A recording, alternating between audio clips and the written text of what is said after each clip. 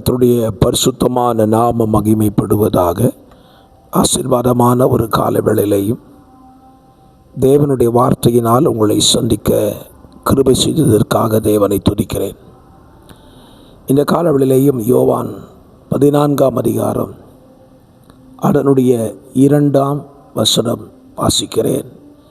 என் பிதாவின் வீட்டில் அநேக வாசஸ்தலங்கள் உண்டு, அப்படி இல்லாதிருந்தால் நான் உங்களுக்கு சொல்லியிருப்பேன், ஒரு ஸ்தலத்தை உங்களுக்கு ஆயத்தம் பண்ண போகிறேன். ஆண்டவர் தம்முடைய சீஷர்களுக்கும் நமக்கும் சொன்னதான ஒரு வார்த்தை, நான் போய் உங்களுக்காக ஒரு ஸ்தலத்தை ஆயத்தம் பண்ண போகிறேன்.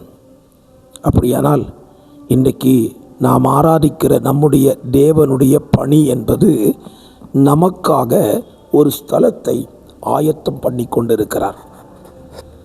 அவர் நமக்காக பரலோகத்திலே ஒரு ஸ்தலத்தை ஆயத்தம் பண்ணி கொண்டிருக்கும் பொழுது பூமியிலே நம்முடைய வேலை என்ன? நமக்காக ஆயத்தம் பண்ணி கொண்டிருக்கிற அந்த ஸ்தலத்திலே நாம் போய் சேரக்கூடியதான ஆயத்தங்களை நாம் செய்து கொண்டிருக்க வேண்டும். அவர் நமக்காக ஆயத்தப்படுத்தி கொண்டிருக்கிறார். நாமோ இந்த பூமியில் அந்த ஸ்தலத்துக்கு போகக்கூடியதான ஆயத்தங்களை செய்யாமல் நம்முடைய விருப்பப்படி வாழ்ந்து கொண்டிருந்தால் அவர் ஆயத்தம் பண்ணி வைத்து விடுவார்.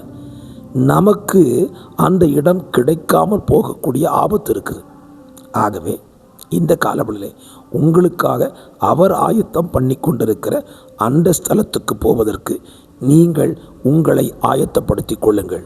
இந்த நாள் உங்களை ஆயத்தப்படுத்துகிற நாளாக இருக்கட்டும் என்று சொல்லி உங்களை வாழ்த்துகிறேன். God bless you. Amen.